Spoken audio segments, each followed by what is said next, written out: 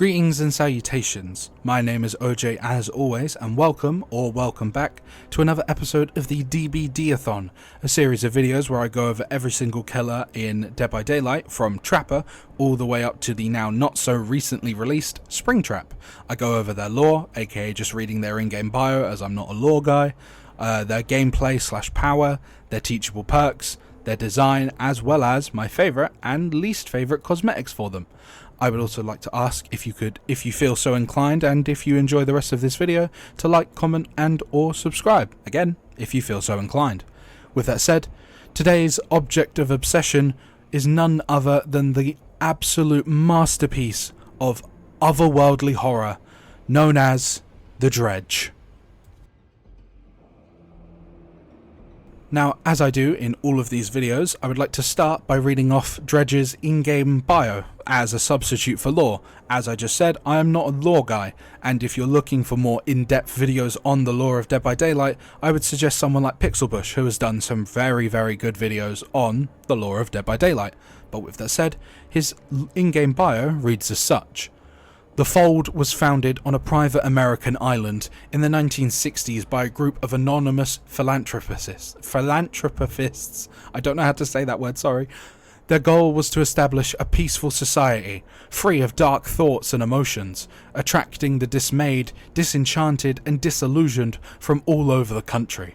This peace-loving community thrived over the years, and members freely followed the dictates of its charismatic leader, Otto Stamper, who taught his followers the secrets of maintaining happiness through joy talk, meditation, and the endless reciting of good-thinking mantras. But not all was bliss within the Fold, and Otto swiftly banished anyone who confessed to having dark thoughts or speaking dark words. Those he appointed as guardians of the Fold were quick to root out malcontents, banishing anyone who thought or spoke against the almost perfect community he had established. Life was more or less a utopian dream on the island, until, that is, the darkness began to slowly leak through the cracks of their spiritual dam, and members began to mysteriously disappear. It wasn't long before fear closed its septic jaws on the island and refused to let go. The once happy community now gathered in a few homes, chanting all the good-thinking mantras in a desperate attempt to rid their lives of this formless creature that seemed to stalk them in the shadows and consume them in their sleep. Otto tried to quell his followers, telling them that there were malcontents among their ranks and that they alone had summoned the Druan to their garden of joy. As the Fold beleaguered fear, Otto evoked desperate measures. Ottomarians were restricted to their homes to prevent the spread of rumours and dark talk, while sleep was forbidden to prevent anyone from releasing dark dreams into the world. Freedom and sleep would return just as soon as the Druan was no longer upon them. But when Ottomarians continued to disappear, Otto assembled his followers near the beach, where he placed a screaming woman on a wooden stage. There, in the rain, Otto explained to his drenched, alienated and sleep-deprived congregation that the woman was a journalist here to destroy everything that they had created. As the Guardians held the trembling woman, she screamed that Otto wasn't the saviour he claimed to be. He belonged to an ancient cult, an exclusive club of billionaires that took pleasure in corrupting and sacrificing people, towns, even countries, to an elder god. The journalist told them that Otto hadn't banished anyone, he had tortured and sacrificed them, and that they would all be next. Without hesitation, Otto slit her throat before she could continue to spread lies. As she collapsed to her knees with her hands clasped around her neck, he told his confused and terrified herd that she was working with others within their ranks, and that they needed to find the imposters before the Druan come for them all. Otto's words shot over the congregation and reached into the murky recesses of their hearts, and dredged up dark and fearful things. Years of suppressed emotions began to bubble up as a thick fog pushed through the restless legs and feet. Whispers began, and the whispers became panic mantras, and the mantras became screams and curses as each member accused the next of malthinking and malspeaking. Over the howling wind and pounding rain, the screams and curses grew louder and louder as everyone desperately tried to contain the darkness within. But the harder they tried, the quicker they ailed, and within moments the dam burst to release a torrent of hell. Otto watched his once blissful and joyful herd suddenly erupt into a violence unlike anything he had ever seen before. The fold bleated accusations and tore each other to bits and pieces with hands and teeth, and never once did they look up to see their kind and charismatic shepherd smiling down upon them with eyes that were cold, bleak, and without pity. When it was all over, Otto felt the creaking wooden stage shake as a murder of crows circled above. Suddenly, the ground rose and then sank into a thick, oozing black mud like molasses. Moments later, a formless mass squelched out of the muck and rose like a rearing horse to feed upon the writhing mass of butchered humanity. It was everywhere and nowhere at once as it slowly picked its way through the carnage, absorbing the darkness, savouring the misery, trailing terrible noises, shrieks, cries, whimpers, pops, cracks, feasting sounds, deaf sounds, dark sounds. Otto watched the creature as it slowly began to manifest into the very thing he had imagined, the very thing he had made them all imagine. It slowly turned to look at Otto for a long, silent moment.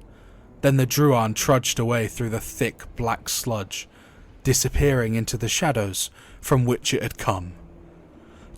I cannot say enough praise for the Dredge. I cannot. It is pinpoint, near perfect cosmic horror. This is a being created from the agony, the dark depravity of humanity within Otto's little confined walls. He created a being that is equivalent to the boogeyman, a thing that you will never truly be able to comprehend, but will always be there. It will be underneath your bed, inside of your closet, watching you at all times. It is darkness incarnate, and I love it so very much. I just cannot say enough words of praise for the Dredge. He is perfect. He is by far in my top 3 favorite original killers. He is probably second. Him and a certain someone other have always been kind of contesting for their spot at number 1. I do think because of recency bias, that certain other killer, whose name I have dropped a few times in previous videos, though I mustn't drop it too much for certain reasons, and them two have always kind of been at it, with Singularity right behind them. I really like Singularity, but the Dredge is just amazing. Its lore is perfect. I love that it is just this being made up of darkness from a community, just separated from that very thing. They were separated from it for so long that when it comes flooding in, everything just falls apart. It is a being made up of a massacre. Its figure, though unable to be the Dredge itself is probably an uncomprehendable creature of just fear and darkness incarnate, but the form it takes on is a fleshy mass of all of those dead in that massacre in Otto's little getaway place. It is perfect. Lore wise, it is incredible.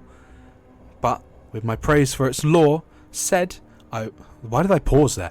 For my praise for its lore said, I would like to move on to its gameplay / its power.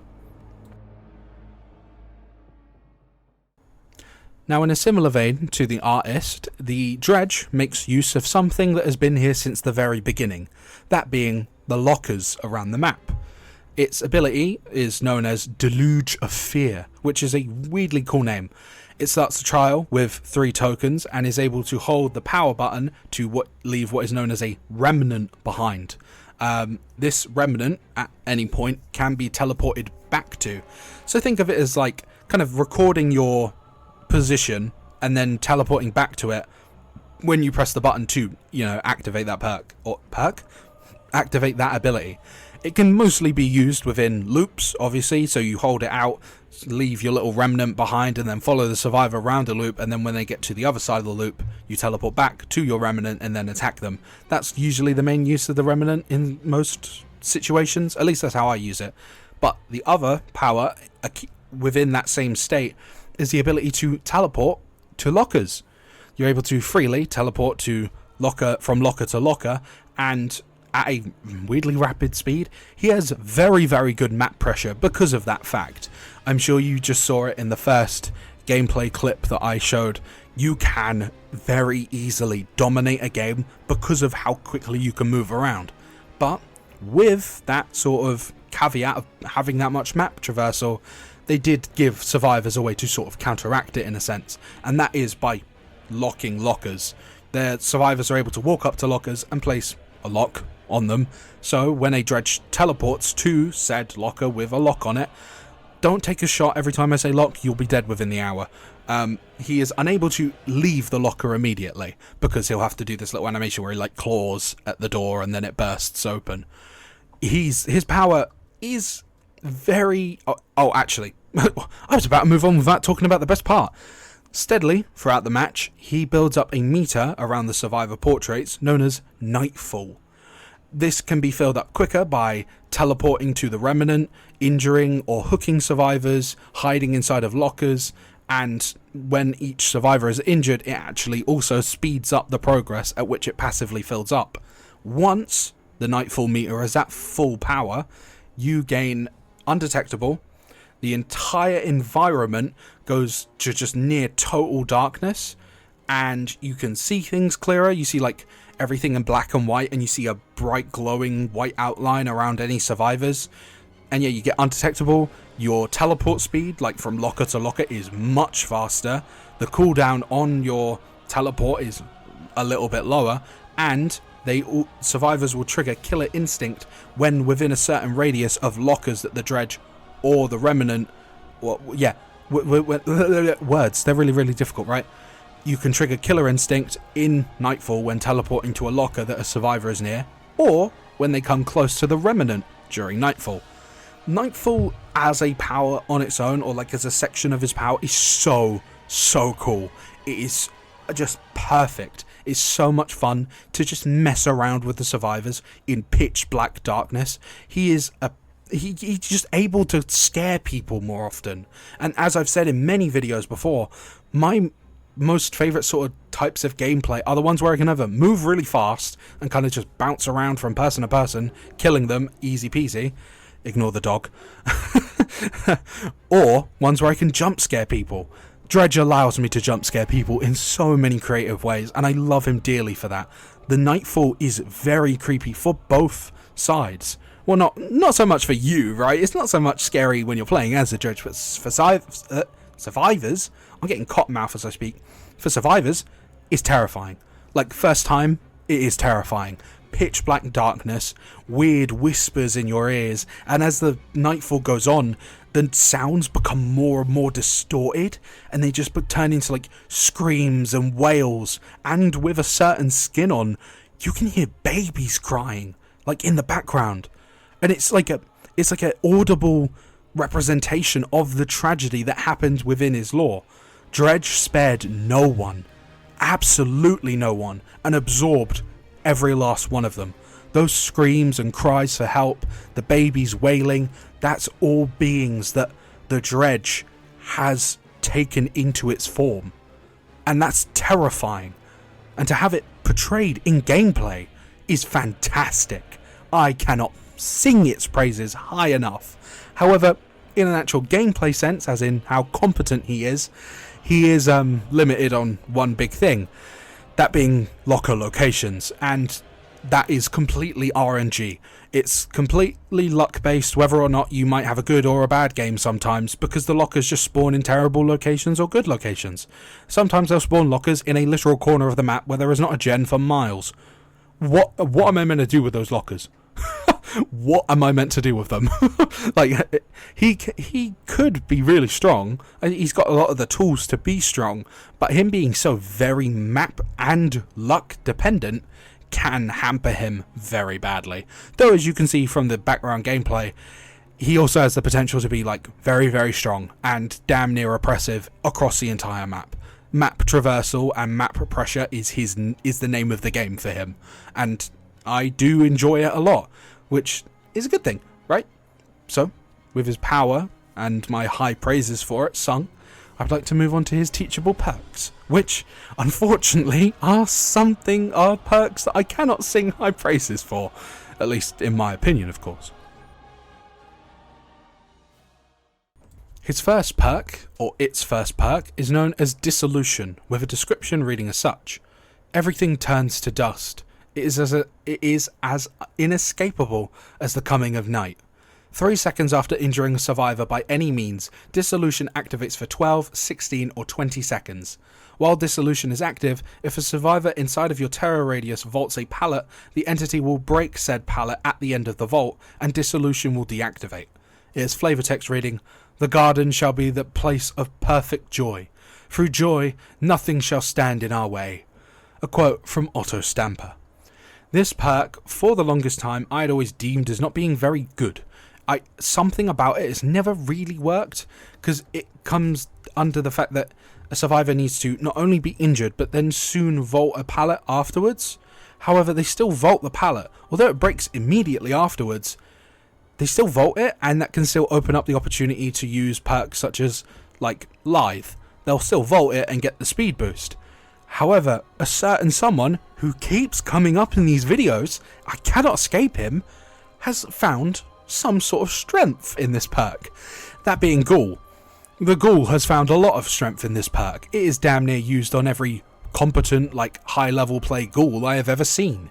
Mostly because he too can move around these pallets very quickly, and he can vault over them himself whilst you're vaulting over them. I'm sure you've seen the clips online of people complaining that they can be instantly downed, not really helped by the Reddit Ask Me Anything, where they said, hey, by the way, that's not a bug. It's kind of akin to like Wesker, you know, if you like vault a pallet and you like Wesker follows you right afterwards, he can like smack you and down you. The Ghoul can do that, but he locks you in place, like whilst he's vaulting, so he gets a free down basically. It's kind of bullshit, if you can pardon my French, and this perk is also a key component in that, because the survivor will vault it, destroy the pallet, and considering how easily the Ghoul can get a hit in, like he can get free hits sometimes, this perk works very well in tandem with him and not many other killers, at least in my knowledge. It does help as well that the Ghoul does have quite a large terror radius, and you need to be in the terror radius for the perk to actually activate.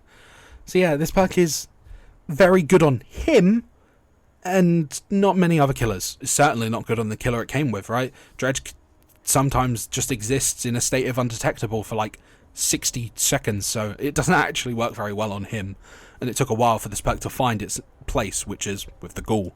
But anyways, with that said, let's move on to his second perk. Said second perk is known as Darkness Revealed, which is a description reading as such. In your presence, places once thought to be safe are perhaps the most dangerous. When you search a locker, the auras of all survivors within 8 meters of any locker are revealed to you for 6, 7 or 8 seconds. Darkness Revealed has a cooldown of 30 seconds, with flavor text reading, stay in the light, my children. In darkness, your fear will expose you. Another quote from Otto Stamper. By the way, a lot of his quotes weirdly remind me of, what is his name? Easterman from Outlast Trials. They just sound like stuff he would say after a trial. But anyways, this perk is good, again, on a specific handful of killers. Huntress and Trickster, 2 killers that need to refresh their powers by searching lockers, get a lot of benefit from this perk, because it is just free information for them, because they're going to be searching lockers anyways, and, well, why not reveal everyone's aura around the map whilst you're at it, right? But otherwise, this perk isn't particularly very good on anyone else, because you kind of have to go out of your way to activate it. As I've said many times in this series of videos, the best perks in the game, killer-wise, are usually the ones that are the most passive. Killers don't particularly like using perks that require them to do things and to actively activate the perk power, and this is one such example. The only killers that get a benefit, just like a net positive is Huntress and Trickster, because you will be searching lockers eventually, no matter how good you are. It's especially good on, like, say, one shot hatchet like Huntress, you know, with the eerie head on. But yeah, this perk is pretty good. It's pretty decent. It's obviously just way better on a specific set of killers. But with that said, let's move on to its third perk. Its third perk is known as Septic Touch, with a description reading as such: the land of shadows subsumes all. Healing only delays the inevitable. When a survivor performs the healing action within your terror radius, that survivor suffers from blindness and exhausted. These effects linger for 6, 8 or 10 seconds after a healing action is interrupted by any means. Blindness prevents survivors from seeing auras. Exhausted prevents survivors from activating exhausting perks. It is flavor text reading: do not admit to fear or pain or doubt. These are the seeds from which darkness grows. A third quote from Otto Stamper. This perk sucks. This is actually bottom 5. This is one of the worst perks in the entire game, bar none. I don't even want to see any arguments around it. It's that bad. It's terrible. It doesn't do anything. At all. Anything. Blindness and exhausted if you interrupt a healing action. First things first, they have to be in the terror radius, which, awkwardly enough, doesn't work with Dredge, the killer it released with. Second thing second, being in the terror radius. Interrupt the healing. Oh no, they can't see my aura for 10 seconds. They're exhausted for 10 seconds. Like, that's a little bit better, right? Exhausted for 10 seconds? Still not good. Still not good in any way, shape or form. It doesn't help that if they just heal, then what they do? Okay. And what does it do? What does it actually do? I've never seen anyone use it. I've never used it. It doesn't do anything. You're never going to it is a, for the most part, passive perk. But you're never actually going to see the value out of it, are you? You're never going to see the value out of it. It doesn't even work in, like, anti-heal builds, because all of the other healing perks are just a billion times better. This is one of the worst perks in the game. It's never been changed either, which is crazy. This thing needs a rework, a buff, anything. I think it needs a rework. This sucks. Just change, like, the status effects they get effective with or something. I don't know.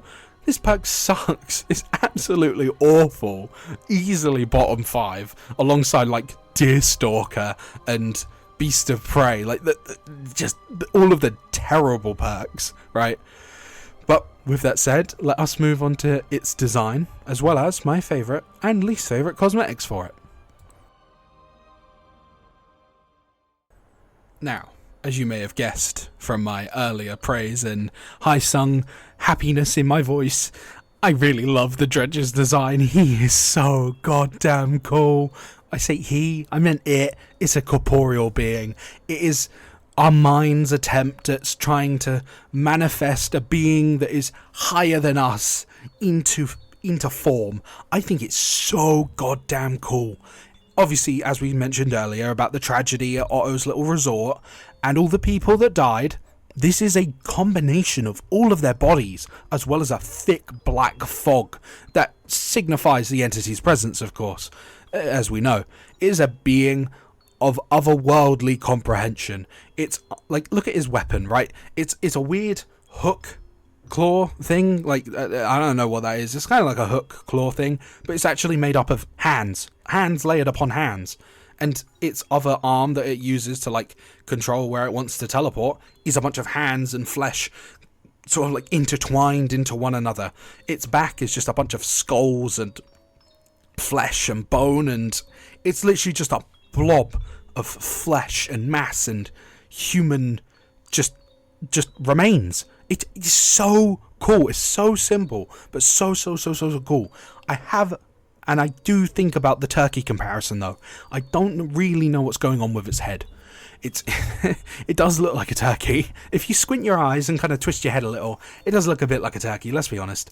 But otherwise, this is a fantastic design. Damn near perfect for what they were going for. An otherworldly being that is a combination of the flesh of hundreds, maybe thousands. This is great. This is perfect. And it fits into that weird cosmic otherworldly horror that I've always been such a big fan for.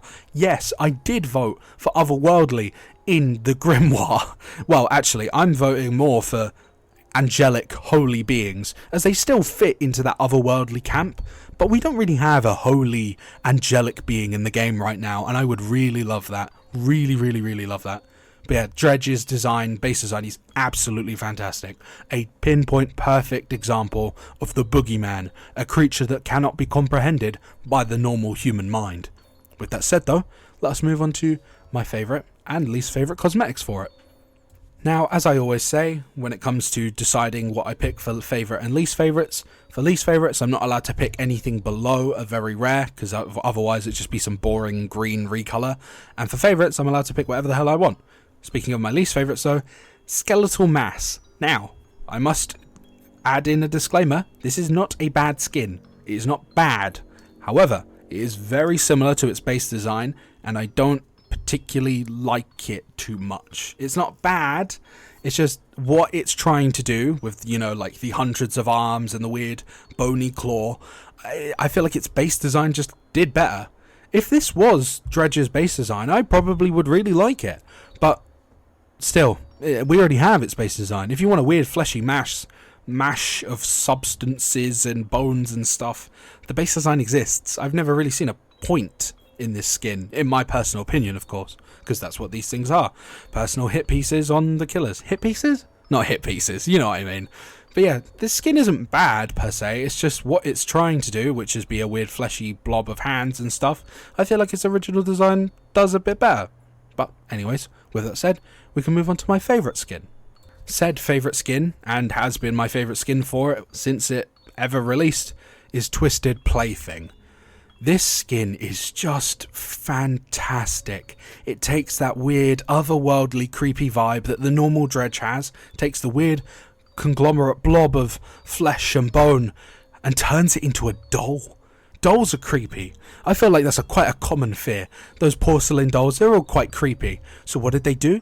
They took hundreds of doll arms, heads, legs, bodies, and just merged them all together into this one skin.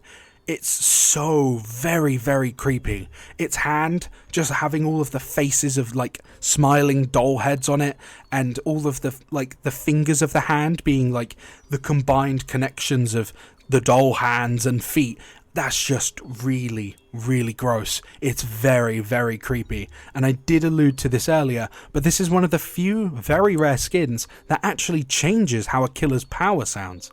Wearing this skin, to my knowledge, actually adds in the sound a baby's wailing at the end of his nightfall, which is terrifying.